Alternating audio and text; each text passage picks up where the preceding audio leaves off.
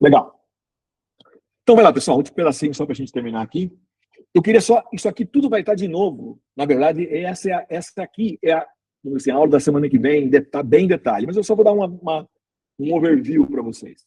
Tá? Aí vocês vão fazer a ideia que durante a semana, vocês vão retirar a Raspberry Zero lá no IEST. Eu vou pedir para o Zé Alberto passar uma mensagem no Moodle, qual lugar, qual a sala que vocês retiram. Possivelmente vai ser com o Anderson, com o José Anderson, no laboratório lá do IEST, tá? No segundo andar. Primeiro andar ou segundo andar? O Brasil é terra primeiro, né? Lá do IEST, no andar de cima lá, né? E o pessoal aí a gente tem acho que tem um aluno da matemática, né? Tem um aluno lá do pessoal da mecânica de energia, né? Mas a maioria é do IEST, então vocês já sabem, o pessoal conhece os laboratórios aí, né? Mas legal. Durante a semana vocês pegam, e aí você para a semana, aproveita esse horário, vocês já vão ter que ligar, acompanha no detalhezinho lá, tá bom? Bacana. O Linux que nós vamos usar é o que a gente chama do Embedded Linux. O que é Linux? Basicamente é o sistema operacional, né, que a gente vai usar, né, em cima do nosso single board computer. Né? Então, o sistema operacional, né, ele é feito para fazer toda a parte de gerenciamento, faz o gerenciamento do hardware, dos arquivos, né? Ele tem uma parte que a gente chama de kernel, que no fundo o kernel é o Linux, o cara é o orquestrador, né, que vai orquestrar tudo para mim poder, como se pegar esse SMB e fazer ele trabalhar, tá certo? Legal. Então, basicamente isso. O Embedded Linux, isso é importante, ele é uma versão light, pequena, do Linux grande, né? Do Linux que roda, não sei, alguns de vocês devem trabalhar com Linux no desktop.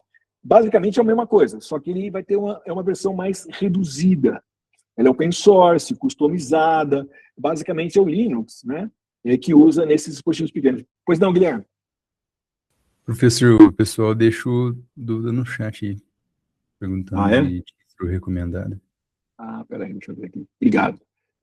Tem algum distro Linux que você recomenda usar para essa? Então, a questão do distro, a gente usa no caso, nós vamos usar na Raspberry, que é o Trixie, tá? É o Trixie, né? Que é o Debian, tá? Veja bem, nós vamos usar a versão light sem desktop.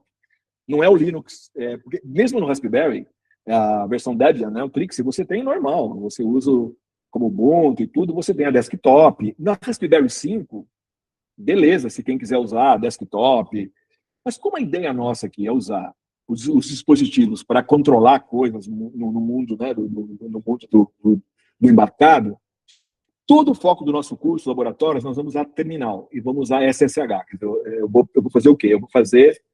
Eu vou conectar a nossa placa na internet e eu vou rodar, e ela vai estar rodando um Debian, né, nela, no caso específico, a última versão do Debian, que é a Trixie, e a gente vai estar usando, vocês vão usar o notebook de vocês, né? A gente vai abrir o terminal no notebook e o terminal vai estar olhando dentro do dispositivo. Então, e aí nós vamos fazer basicamente linhas de comando. Tudo que a gente vai usar aqui, o curso vai ser linha de comando. Não vamos usar a parte GUI, a parte gráfica do Linux, tá bom? Beleza? Então tá bom. Então é isso aí. Voltando aqui, né? Então, legal. A gente vai usar esse Linux, né? Esse Linux embarcado light, né? Nós vamos usar, então, nos SBC. No vídeo da Sônia Guimarães, que muitas horas eu falo, no Small Board Computer. Então, não é Single Board Computer. Em geral, é um computador dentro de uma placa. Por que computador? Por que computador Single Board Computer? Porque esses caras aqui, né? Seja o Arduino Uno Q, ou seja o Raspberry Zero ou o Raspberry 5, dentro deles eu tenho o quê? Eu tenho minha MPU, né? Lembrando que esse cara aqui eu tenho duas, né? Eu tenho a MPU, né? E a CPU. Então, na verdade, a MPU, né? A MPU ela vai ter a parte de processamento, né? A unidade de processamento, onde eu vou ter as CPUs, né? Que são os cores. E essas unidades de processamento, em geral, elas vão estar dentro de uma placa de silício, né? Em geral, eu tenho a CPU está toda ali embarcada, mas depois eu ponho a parte, por exemplo, eu ponho memória em cima disso daí, né? Aí eu vou botar a parte de I/O, que é a parte de comunicação com o mundo físico, a parte de comunicação, né? Vai estar tudo conectado aqui nessa placa, né? Porque é um computador completo. Eu tenho tanto a parte de processamento, quanto a parte de memória, quanto a parte de I/O, estão todos em uma mesma placa, né? Os SMB, em geral, eles estão completinhos, quer dizer, eles estão prontos para trabalhar. E em alguns casos, eu tenho também, a gente tem, por exemplo, muito comum no mundo Linux, os Computer Module, né, os SOMs, né? Esses caras, em geral, eu tenho a parte de memória e CPU e uma parte de I/O aqui nessa plaquinha, mas, por exemplo, eu não tenho comunicação, como esse cara aqui, eu tenho comunicação, por exemplo, com Wi-Fi, né, o mundo, eu tenho aqui esses carinhas para trabalhar, né, as GPIOs para trabalhar com o mundo físico, né, ou, por exemplo, eu tenho a parte de HDMI para ligar, se você quiser ligar, por exemplo, um monitor, né, ou USB para ligar um teclado. Esses caras, esse não tem nada, tá vendo? Mas ele se conecta numa base, e a base é o que é esse tipo de conector. Então eu posso trocar o processador principal. Eu tenho uma base comum e eu tenho esse computer módulo que eu troco. Esse é um exemplo que a gente vê lá da Raspberry, aplicado em geral para a indústria. Tá bom? Então, basicamente, o Linux embarcado, o foco do Linux embarcado é trabalhar em single board computer. Tá? Esse é o sistema operacional que roda essas plaquinhas. Tá legal? Bacana. Não é nessa aula, eu não me lembro se eu deixei, acho que nessa aula já aqui, eu tenho lá, eu deixei bem detalhado para vocês também, não é o foco do curso, vocês vão usar o Linux. Mas para quem tem aprender um pouquinho mais, eu entro um pouquinho mais de detalhe, cada um dos principais componentes do Linux, né? Então, eu tenho a parte aqui a parte de baixo, em geral, é o firmware, o meu ROM, né? O Read Only Memory. Eu tenho um firmwarezinho ali, por exemplo, que é o que faz o boot, né? Ele vai fazer então, quando você liga o meu SMB, ele vai, né, o meu small board computer, faz ele levantar. Ele vai começar a rodar e vai trazer, vamos dizer assim, todos os outros níveis aqui do Linux, né?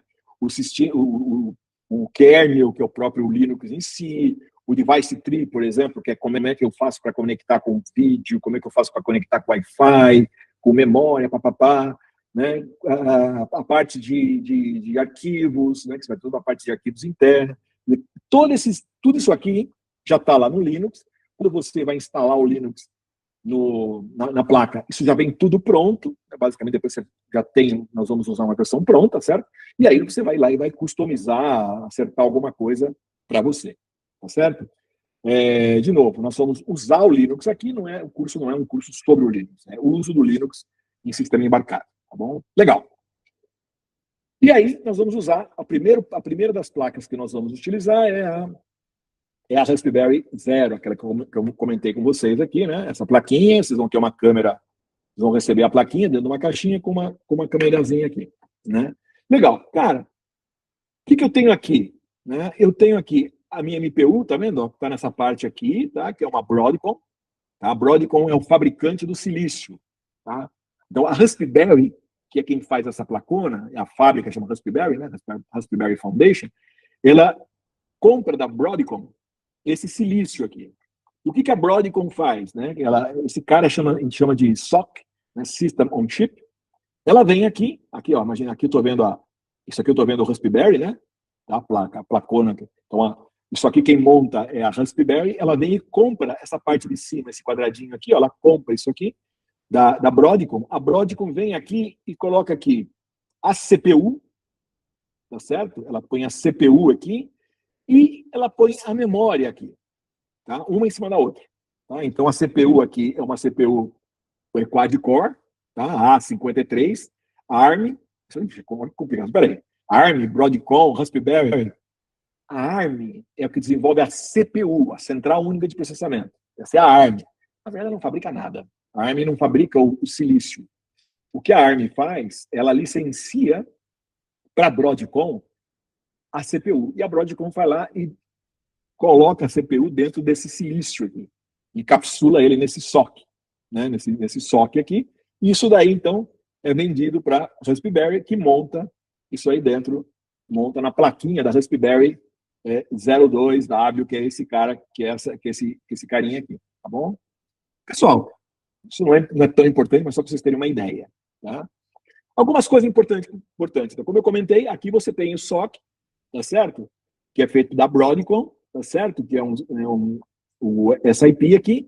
Ele trabalha com 1 GHz, é a frequência dele aqui. Tá? Ele tem um quad-core ARM de 64 bits, então é um processador de 64 bits. Isso é importante, porque como ele roda 64 bits, quando eu for instalar o Linux, em geral você tem 2 Linux disponíveis. Eu posso ter um Linux que roda em 32 bits e um Linux que roda em 64 bits. Para esse tipo de placa, nós vamos rodar um Linux de 64 bits. Okay? Mesmo sendo um Linux Lite, eu vou rodar o mais moderno que tem, que é um de 64 bits. Tá? Para me rodar o IOLO e tudo, eu preciso disso. Né? Um Linux capaz. Tá? E eu tenho aqui dentro memória 512 megabytes de RAM, meio gigabyte de memória RAM, que está, então, junto do mesmo silício. Aí, algumas coisas importantes. Aqui eu tenho, eu tenho uma placa, parte de comunicação, tá? Eu tenho tanto Wi-Fi, tá certo? Um Wi-Fi 2.4 GHz aqui, um 802.11, quanto um Bluetooth, né, Low Energy 4.2. Pessoal, isso é bem importante. Esse carinha, ele só roda Wi-Fi 2.4. Em geral, todos os routers que vocês têm, eles trabalham com 5, tá certo? Com 5 GB ou com 2.4. Ele é meio, né? Às vezes pode acontecer de algum router que vocês vão usar tá setado só para 5. Ele não vai funcionar. Então, em geral, eu preciso ter um router com 2.4. Tá? O Raspberry 5 e o Uno Q, eles trabalham com os dois, com 2.4 e com 5. Mas esse aqui, em geral, é transparente. Você nem vai ver isso, mas só para vocês terem levar isso em consideração. Ele tem duas saídas USB de micro USB aqui, né? Micro USB, um pouquinho antiga, né? Tanto o Raspberry 5 quanto o Uno, eles já são USB-C, essa mais moderninha, né? Mas essa aqui ainda é aquele micro, né? Que a gente usa em celular um pouquinho mais antigo, né? Eu tenho duas. Uma eu vou usar para comunicação, para alimentação. Eu posso alimentar tanto no meu computador ou uma fontezinha de 2.5 amperes aí, qualquer carregador de celular carrega isso aqui. Você pode conectar aqui. E eu tenho uma segunda disponível, praticamente não vamos usar no curso, mas vocês vão receber um adaptador. Se vocês quiserem colocar aqui um USB normal, por exemplo, para transferência de arquivos, é um USB. Ou botar um dingle para você quer usar teclado aqui e ligar, por exemplo, o monitor aqui, você pode fazer. Pode usar um monitorzinho, você pode usar teclado aqui para você usar um terminal. Você pode usar o terminal, em vez de usar SSH, usar no teu computador, você pode usar só nele, no teu monitor, no monitor à parte. Também pode, é opção, mas não precisa, porque a ideia é usar esse cara como dispositivo, né? Tá bom? Importante, eu tenho aqui os meus GPIO, são 40 pinos. Isso aqui, em geral, é padrão, né? Tanto todas as Raspberries usam esses 40 pinos e um monte de dispositivos, as Jetson, a Nano usam isso, as Orange. Em geral, hoje, a maioria dos dispositivos de SMBs usam esses 40 pinos, vamos dizer assim, compatível com o Raspberry. Arduino Uno não, a Qualcomm optou por manter o padrão antigo do Raspberry, do Uno, que eram duas barrinhas, né, separadas, porque existe muito dispositivo de acoplamento já desenvolvendo. Vou controlar um robô. Eu tenho uma plaquinha que já coloco em cima ali, já está disponível tudo para você ligar nas rodas, etc., já controlar um robô, por exemplo, né? Então, eles acabaram deixando os shields, né, vamos dizer assim, o sistema do shield. Né? Os shields para Raspberry estão em 40 pinos e os shields do Arduino Uno são diferentes. Mas, no fundo, a função é a mesma. Conexão com o mundo físico. Tá? Coisa que vocês não estão acostumados no computador de vocês não têm conexão com o mundo físico, a não ser para coisas macro, como ligar o monitor, ligar, né, um USB, mas não ter acesso ao processador lá dentro, né, ter acesso a entradas digitais, entradas analógicas, isso aqui não tem, só digital, né, entrada e saída para controlar motor, etc. Né, tá bom? E por último, eu tenho aqui um card reader, né, um slot para você botar um cartãozinho de memória. Vocês vão receber um cartãozinho de memória de 32 GB. Esse cartãozinho de memória, vocês vão gravar o sistema operacional nele e vai estar nele. O Arduino Uno, eu não tenho o cartão de memória externo, eu gravo direto nele, tá? Eu tenho um SSD nele, muito mais rápido, nesse caso é muito melhor. Eu não tenho cartão de memória, eu tenho direto o SSD dele. Eu vou gravar todo o meu programa, todo o sistema operacional vai estar lá dentro. Ok? Beleza. Como eu comentei, aqui tem os pinos, né? Isso vocês vão ver bem. Isso vai ser importante para a gente, mas no final da primeira parte, segunda parte do curso, quando vocês vão fazer interação com o mundo físico, physical computing, ligar LED, ligar sensores, etc. Então, aqui eu tenho GPIOs, que é a parte de entrada e saída digital, eu tenho saída de alimentação, entrada. Importante, eu tenho 5 volts disponível aqui, mas para você alimentar alguma coisa. Mas tudo que vocês conectarem aqui é 3.3 volts. Isso é muito importante. Ele não aguenta 5 volts. Se você botar 5 volts aqui, alguma coisa que injete 5 volts aqui, em geral, você vai queimar.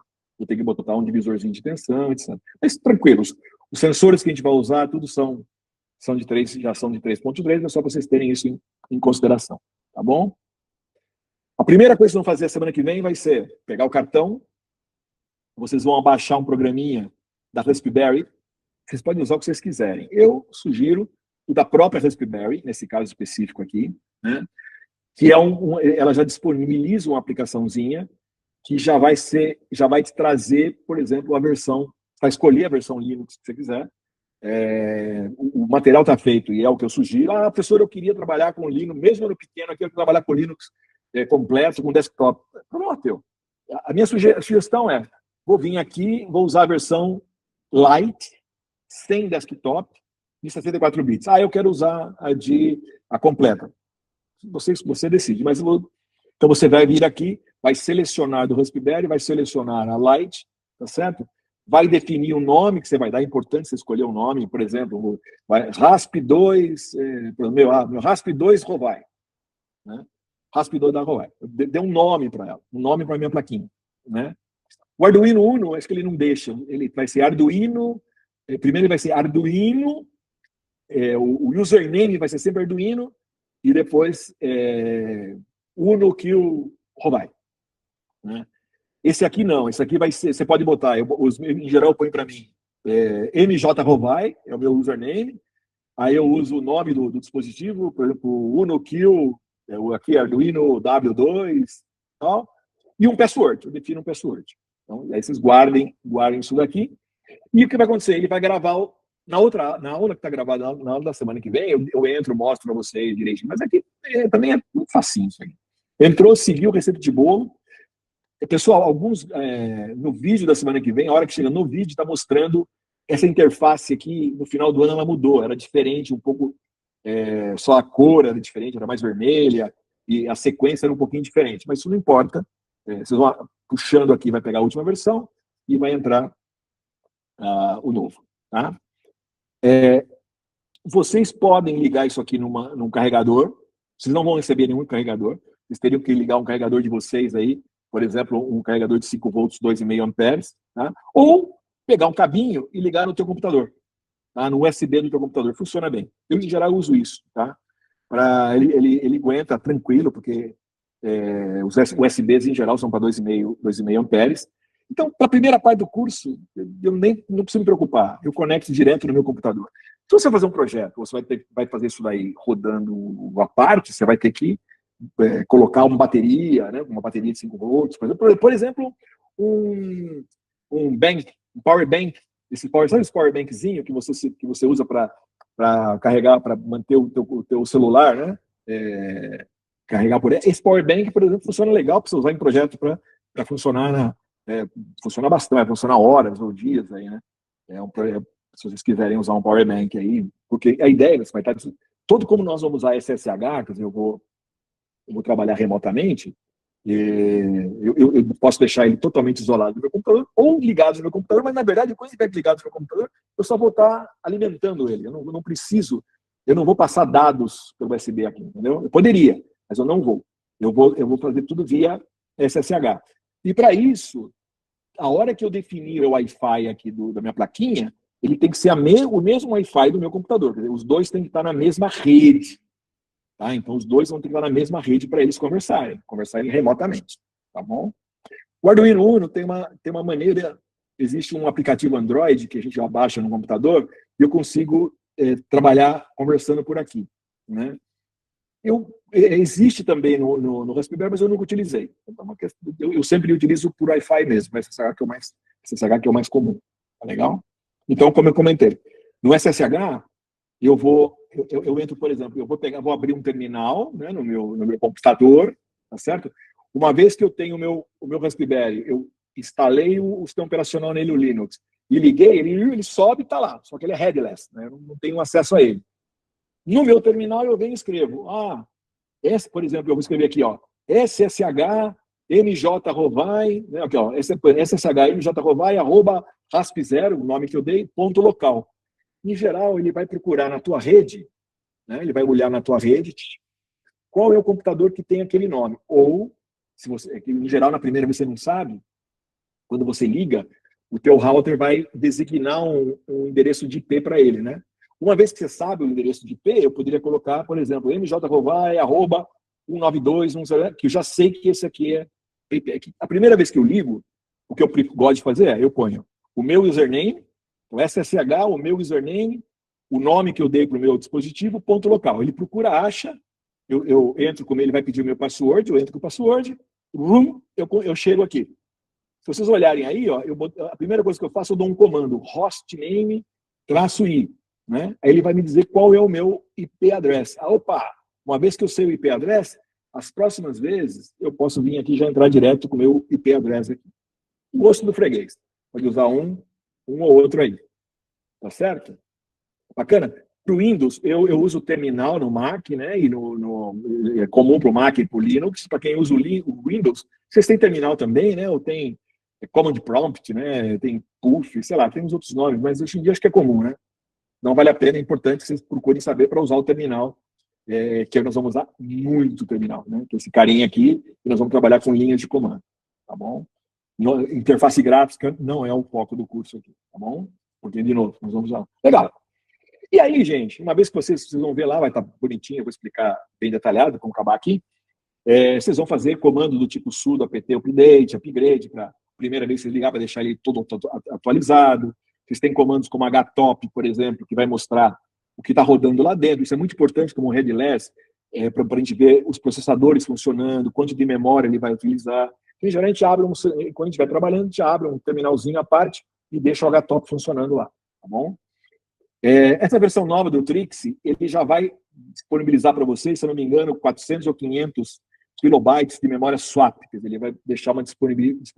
Que você, no livro, depois tem explicado, se vocês quiserem aumentar isso para 2 GB, por exemplo, aumentar, usando memória RAM adicional, que não é memória RAM, é a memória do SD card, ele é muito mais lento, mas se o modelo teu precisar, ele é muito grande, você pode usar a outra memória como se fosse uma memória adicional.